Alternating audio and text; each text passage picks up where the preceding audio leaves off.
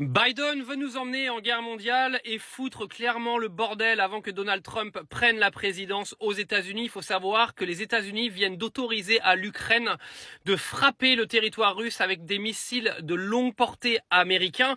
Alors, jusqu'à l'heure d'aujourd'hui, les Américains s'étaient toujours montrés réticents à ce que l'Ukraine utilise ces missiles à longue portée pour toucher le territoire russe.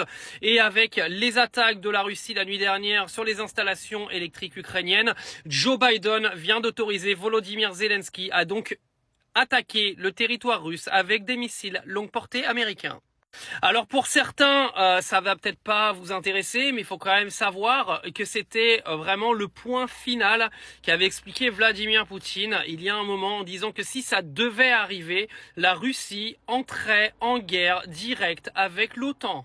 Alors la stratégie de Joe Biden, elle est claire. On sait très bien que Trump veut limiter son soutien à Volodymyr Zelensky et mettre fin à la guerre entre la Russie et l'Ukraine. Et la stratégie, elle est claire, c'est de foutre Trump devant ses responsabilités et le mettre vraiment dans la merde.